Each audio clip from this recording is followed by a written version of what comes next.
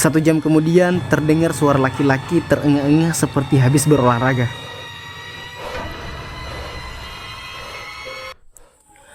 Assalamualaikum warahmatullahi wabarakatuh. Cerita horor kali ini datang dari Randy. Siapkan mental kalian, saatnya kembali ke masa lalu. Saat itu tahun 2019, gue adalah mahasiswa baru. Gue kuliah di salah satu universitas yang ada di provinsi Gorontalo. Gue tinggal di perumahan bersama seorang teman yang asalnya sama dengan gue. Kita dari Sulawesi Tengah. Oh ya, nama teman gue Fikri. Kita di Perum udah sekitar 2 bulanan. Keseharian kita 50% kita alihkan ke game. Kita berdua jarang banget keluar Perum, soalnya terlalu fokus banget sama gamenya. Tugas dari dosen selesai nggak selesai, yang penting tuh kita main game dulu. Kita main Free Fire. Menurut gua gamenya cukup seru sih. Balik ke cerita. Kalau pergi ke kampus, gue selalu numpang sama Fikri. Kita beda fakultas. Jarak fakultas kita cukup jauh ya. Jadilah tuh Fikri nganter gua dulu, abis itu dia ke fakultasnya. Lama-kelamaan gue jadi nggak enak numpang mulu sama si Fikri. Saat pulang dari kampus, gue coba menelpon ke orang tua gue. Gue menceritakan tentang keluh kesah gue gitu. Dan syukurnya rayuan gue diterima. Dan besoknya gue disuruh mencari motor. Gue langsung mencari di Facebook. Gue cek di grup jual beli. Dan akhirnya gue menemukan satu motor idaman gue banget, Kawasaki Ninja 250. Gue terkejut melihat harga motor second ini. Kok murah? Di postingannya 2 minggu yang lalu, seharga 28 juta. Gue langsung chat pemiliknya dan kita janjian untuk ketemu. Keesokan harinya gue minta ditemani sama Fikri buat ngecek motor Ninja ini ya. Setelah melihat motor ini, entah kenapa gue langsung kayak jatuh cinta gitu. Kondisi motornya lumayan masih kelihatan mulus. Habis itu kita coba cek kelengkapan surat-suratnya, seperti BPKB, STNK, faktur pembelian, dan lain-lain deh. Ternyata semuanya tuh oke loh. Habis itu si Fikri gue suruh ngetes motornya. Kata Fikri untuk kualitas motor bekas ini mantap sih. Setelah nawar-menawar, akhirnya motor ini lepas dengan harga 25 juta. Kata si penjual, dia butuh banget duit. Jadilah tuh motornya dijual murah. Setelah transaksi selesai, kita langsung membawa motor ini ke Perum.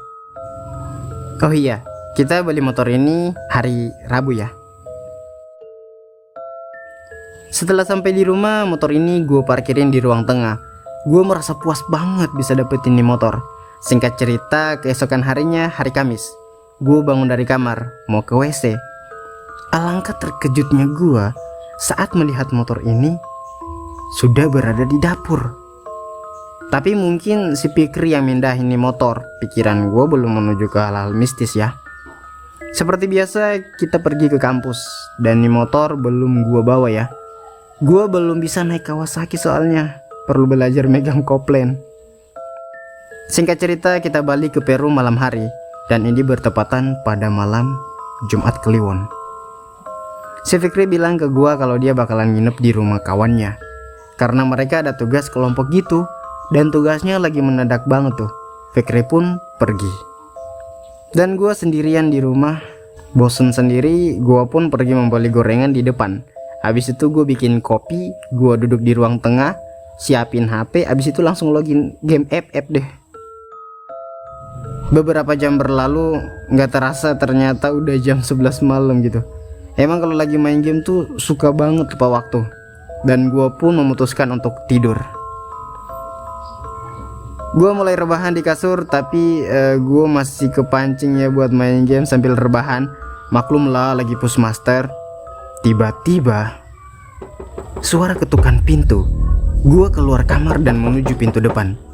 Setelah pintu gue buka, ternyata nggak ada siapa-siapa. Siapa woi? Gak usah ngerjain.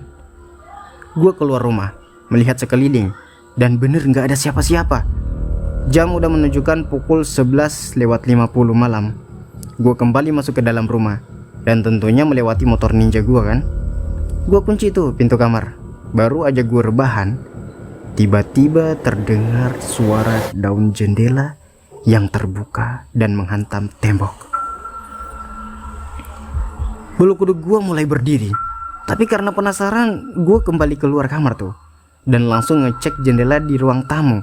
Aneh, jendelanya tuh kebuka, padahal perasaan tuh jendela udah lama banget kita slot ya, dan hampir nggak pernah kita buka sama sekali. Gue coba menguncinya dan gue pun masuk lagi ke kamar. Gue rebahan lagi di kasur, tapi kali ini gue bener-bener nggak ada niat untuk tidur. Mata dan telinga gue tuh melek semuanya. Gue pengen mastiin, ini sebenarnya yang dari tadi gangguin gue tuh siapa ya. Ditunggu-tunggu, kok hening banget, nggak ada suara sama sekali. Lama-kelamaan gue mulai merasakan ngantuk ya. Mata gue mulai tertutup. Tiba-tiba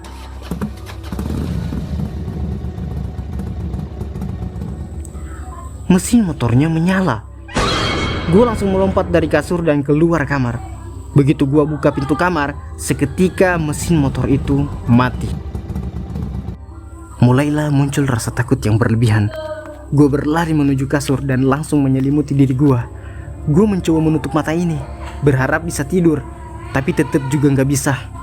1 jam kemudian terdengar suara laki-laki terengah-engah seperti habis berolahraga.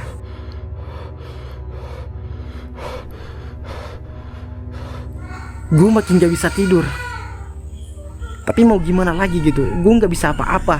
Sedikit demi sedikit suara itu mulai menghilang.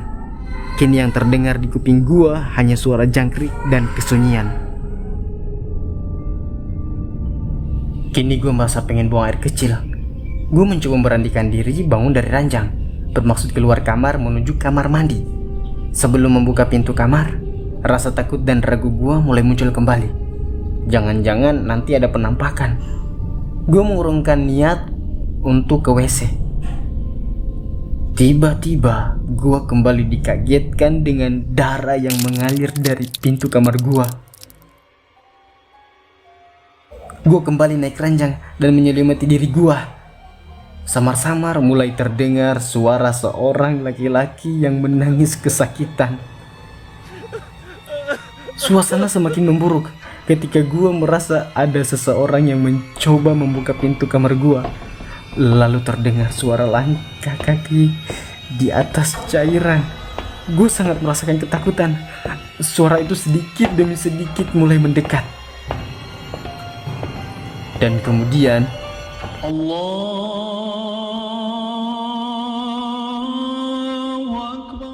suara langkah itu lenyap bersamaan dengan suara azan subuh. Singkat cerita, keesokan harinya gue mencoba untuk menceritakan tentang kejadian semalam sama si Fikri. Kita cek lebih detail lagi nih motor. Ternyata di fairing sebelah dalam ada bagian tubuh manusia, seperti kulit kepala yang ada rambutnya, dan masih terlihat ada darah kering yang menempel di kulit itu. Dan kita langsung bergerak menuju pada pemilik motor sebelumnya. Maksud kita ingin menukar kembali motor ini. Ya meskipun uangnya nggak utuh 25 juta, ya itu nggak apa-apa. Tapi si penjual ini nggak mau. Ternyata dia juga kena teror sama persis seperti gua. Akhirnya solusi terakhir gua, ya udah gue jual kembali motor ini dengan harga yang sangat murah. Yang penting kita nggak diteror lagi. Dan usut punya usut, ini motor dulunya bekas balapan liar dan pengendaranya jatuh serta meninggal dunia di tempat.